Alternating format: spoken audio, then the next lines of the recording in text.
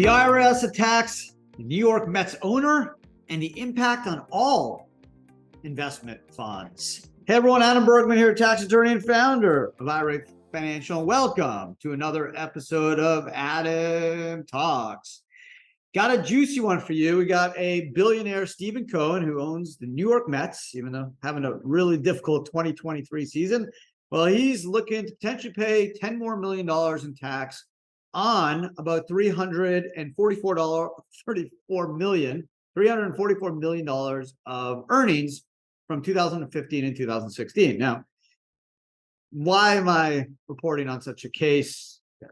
What's the impact for all of us? Well, this case could actually have great significance if you have a passive investment fund, whether it's a hedge fund or a family office or any type of partnership where there's passive income being generated.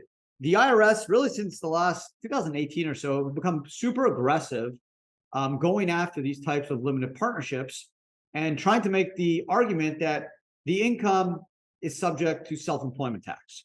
So there's always been an exemption by the IRS, and you can find it right on the IRS website, that if you're a limited partner of a partnership that carries on a trade or business, only the guaranteed payments, so only services like W-2, guaranteed payments in a partnership for services you rendered to or on behalf of the partnership are net earnings from self-employment tax and subject to self-employment tax. Limited partners don't pay self-employment tax on their distributed share of partnership income, okay, but only on guaranteed payments. And guaranteed payments is akin to a W-2.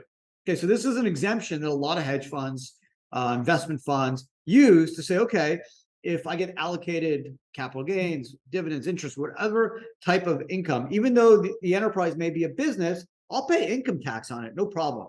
But I'm not subject to self-employment tax, which can travel as high as approximately 15 or so percent. So on $344 million of earnings, he's looking at about $10 million. Why? Because there's a cap at once you hit a certain threshold of income, it's a cap on how much, what the percentage is. So he's looking at about 10 million on 344. Now he's a multi-billionaire. 10 million bucks isn't worth that much to him, but he seems to want to fight it. And what could get interesting is, this could set a new precedent. If the IRS is victorious and now can change its position that, hey, if you are a limited partner of a partnership that has a trade or business, they are now taking the position that potentially income, even if it's passive, they're trying to stretch the definition of guaranteed payments to not just services rendered, compensation for services, but also potentially income that's generated from services rendered, which goes against their position. It's on the IRS website. It's irs.gov, FAQs, small business, self-employed, other business entities. You can Google it. The answer is right there.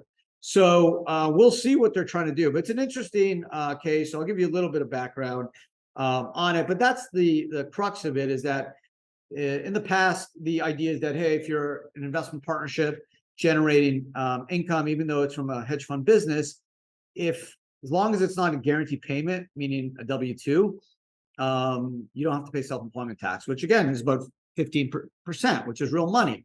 And now the IRS is trying to stretch that definition to be like, well, we know people are playing around with guaranteed payments. We know they're just taking $1 million or whatever the case may be of a guaranteed payment, and then the rest they're just taking as distributed share of profits and saving the 15%, kind of like what S corps do. We don't like that game. We're going to try to stop it, even though they've been okay with that game for many, many, many years. So here are the facts. Cohen owns 0.72 Capital Holdings. He used to manage his own money. The last couple of years, he started managing other people's money as well, which could be a factor of why the IRS is being a little bit more aggressive. Not only is it more of a business, but they're arguing that the guaranteed payment number he's probably taking is too low, considering the service he's providing not just to himself but to other people. And basically, as I mentioned, they're looking at about $10 million of additional self-employment tax. He already paid tax on the 344. The way limited partnerships work, or like LLCs, is if you own 30% of a limited partner, and it generates $100, you pay tax on $30. If it's self-employment, you would pay self-employment tax plus ordinary income tax. If it's not self-employment tax, you'll still pay ordinary income tax, federal or capital gains, whatever the character of the income is, plus state income depending on where you live. Since 2018, the IRS has been a lot more aggressive on going after self-employment income, trying to stretch the definition of guaranteed payments, trying to make the argument that it don't necessarily just have to include the number in the box on the 1065K1, but they're going to try to expand that to say, well, it could potentially be all the income you generate if we feel like that is based directly off the services rendered. And the fact that now he is taking managing other people's money, maybe again they believe that the services rendered and the guaranteed payment he's taking are not succinct and not properly connected, and either should be higher or maybe should be all of it. I don't know. I don't think the IRS will win this one. That's why probably Cohen's fighting. He has the money to fight. I think if they've probably gone to a lot of smaller taxpayers, smaller numbers, maybe 30 grand, 50 grand, 200 grand. And a lot of taxpayers just cave. Number one, they're scared of the IRS. Number two, they don't have the money to fight these guys, so they just cave and pay. So it's a money grab, honestly. Cohen's got money. He may want to set precedent and have the IRS fall on their sword and lose this one, because again, it's right on the IRS website. His defense is super clear. I mean, he did not do anything wrong based off the facts that I've seen. Objectively, it doesn't seem like he's done anything contrary to the rules. Doesn't seem, again, based off what the IRS is saying on their own website, is that anything that's not guaranteed payments, if it's coming from a limited partner in a partnership, it's not subject to self-employment tax. Subject to tax, not self-employment tax. He already paid the tax. He didn't pay self-employment tax. I think he's got good reason for not paying it. I think he will prove successful. We shall see.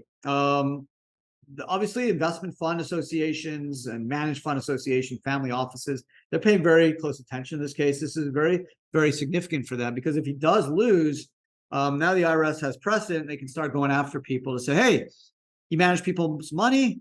You're paying income tax and all that on all this income. That's great. But hey, guess what? You owe us now self-employment tax, which again adds up, right? So 10 million is obviously a lot of money to you and me, but for Cohen, it's not much. But I think he wants to prove a point and show the IRS that, hey, you're wrong. You're going contrary to your own position. It's been established law for 60 plus years. It's on your website. And if I cave now, you're going to get me every year the rest of my life. So I need to fight this thing. So we shall see how it works. Obviously, what's going on. The IRS has got tons of cash. They're getting more cash. President Biden is giving them, kind of driven up a Brinks truck to their front door and said, hey, go after Americans, get more money, bring it into Treasury. Yeah, we all need more money. We got a $2 trillion deficit each year. Get it? I think they're going to lose this one. But many of us just don't have the power to fight the IRS. Cohen does, so we'll see what happens. But I think they may have barked up the wrong tree on this one. I think that the law is against them. I think Cohen has a law on his side, and I think he's got the money to fight them. So we'll see where this goes. I'll keep you up to date if there's any new developments. But again, I wanted to share this with you because if you are in the investment world, you have your own, little investment fund, big fund, family office, investing money for friends, yourself, family. You've always been able to rely on that exemption against self-employment tax. Only the guaranteed payment, the W-2, so to speak, has been subject to self-employment tax. And now the IRS is changing the rules and wants to expand the definition of guaranteed payments to essentially probably all services, all income based off the services rendered.